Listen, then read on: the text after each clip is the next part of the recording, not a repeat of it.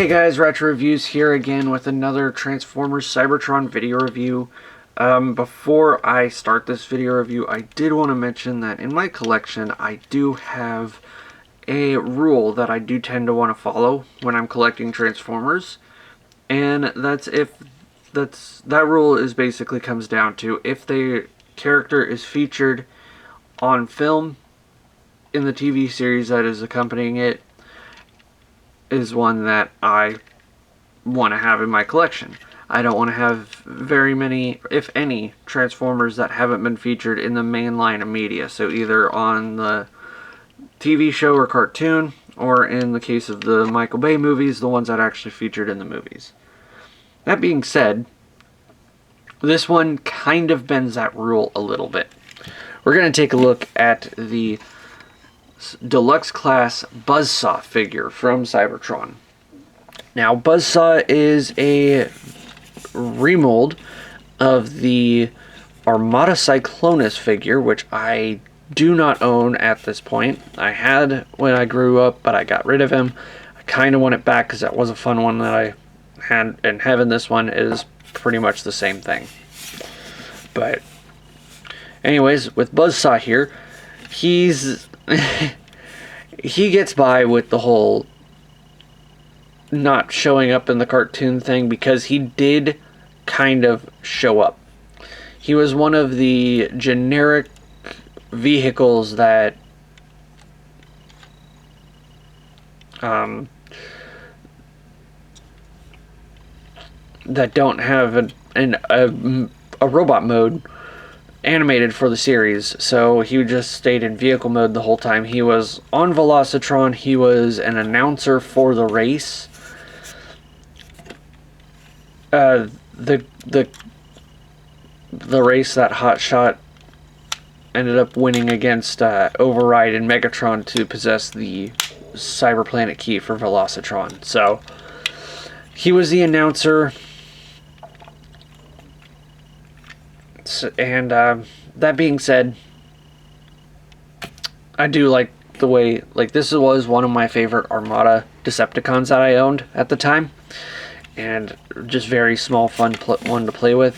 And just getting him back in a Cybertron form does feel a little bit nostalgic, also while feeling new. So anyways, enough about the little backstory of why this is in my collection when it doesn't really get featured in the show that much. Now let's go on to the figure itself. If you know the Cybertron Cyclonus mold, this one's not really, it doesn't have a lot going on for it in helicopter mode. It's just a big, bulky, armored up helicopter with some really nice, like, tech details picked out in paint on the side of the tail fin, as well as the intakes here that are completely obstructed by all of this mess going on the front, and some not so very well hidden arms and legs. Yeah, this is very obvious on how he transforms.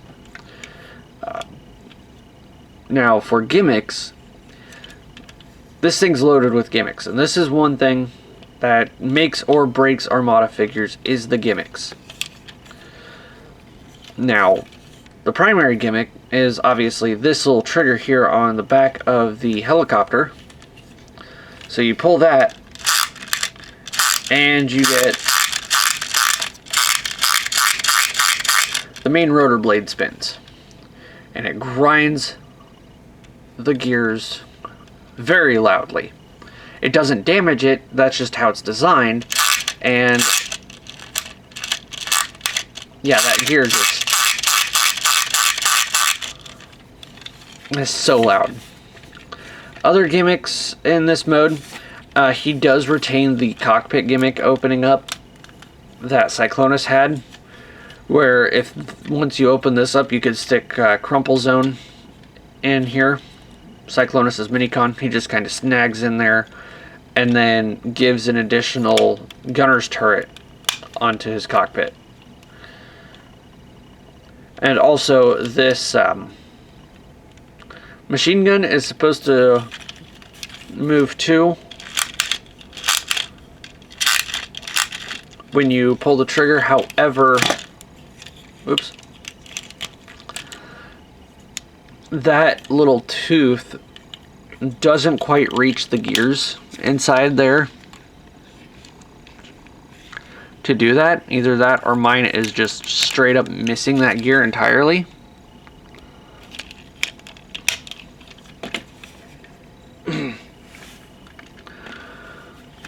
And then other gimmicks is he does come with the Cyber Planet key gimmick. This replaces another one of the Minicon functions that this toy had. This is the one that is included with him, with the code being DF58, and I do not have, or the code doesn't work anymore since the Transformer Cybertron website has been long shut down.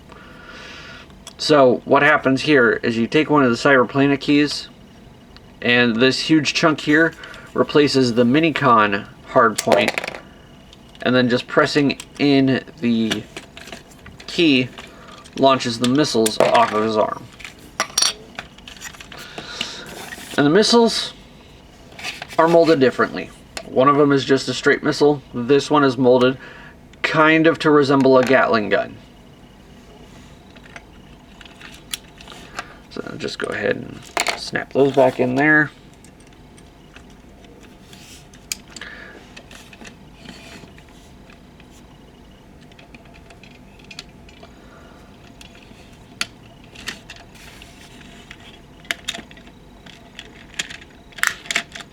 And personal preference, I like having the rotor blade turned to this position when I go to transform him into robot mode. So we're going to go ahead and do that right now. We're going to start, can take the arms here and we'll just rotate them down.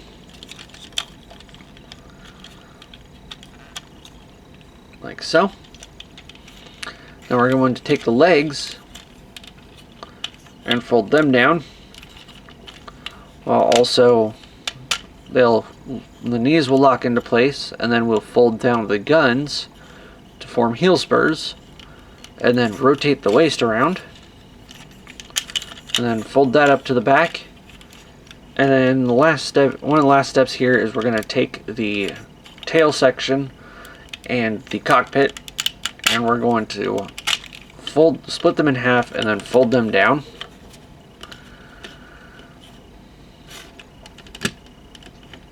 So it now rests up against his back.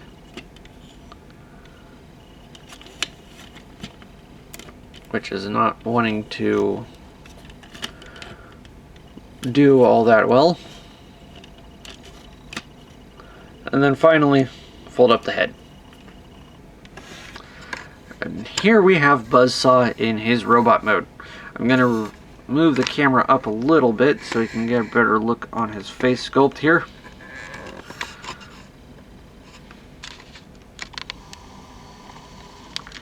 Mine does have a little bit of some chipped paint going on here too, so ignore that. But taking a look at that face sculpt, that is another one of the things that makes this one different from Cyclonus, is the head sculpt entirely. This time the head sculpt is based off of the Beast Wars Buzzsaw and Waspinator figure. If you're not familiar with that figure, or if you're familiar with the way Waspinator looks in the show but are not familiar with the figure, the first wave of deluxes on up for Beast Wars featured a mutant head gimmick where they would have a mask or swap a head out that's supposed to be a mutant head that's supposed to give them more violent, I guess, more violent rage. And while in the instructions, the Waspinator figure, or the Waspinator TV show model, uses the figure's mutant head. So this head sculpt here is more accurate to the robot mode head, the actual robot mode head that the instructions feature on both Buzzsaw and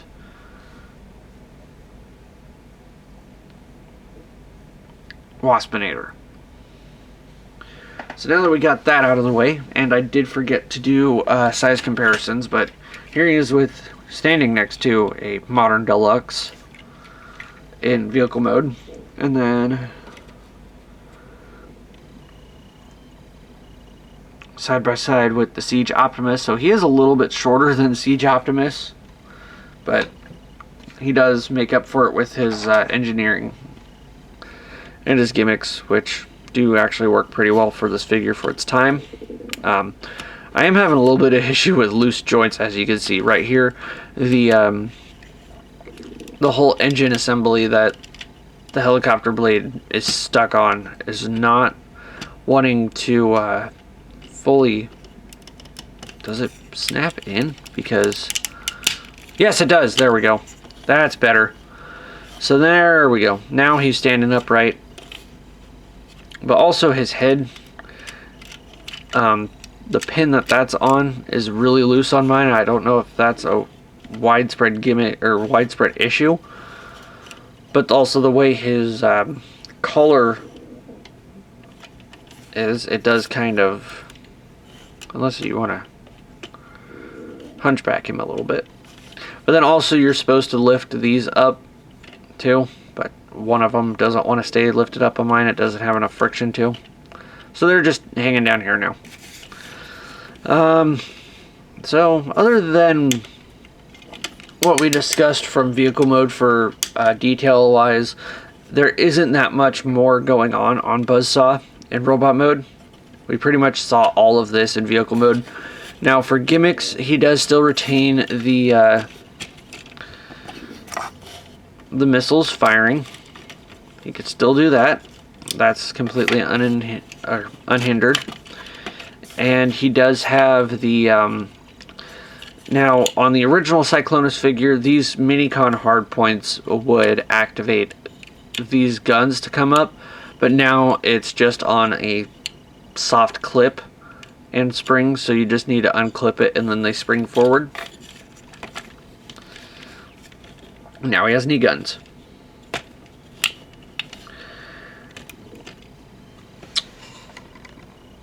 Posability wise, this is an Armada mold, and Armada did not focus on posability. Just want to get that out there if you weren't aware. Head can only look up or look down due to the transformation, which doesn't really do anything. That just hides the head, so that's not anything for posability.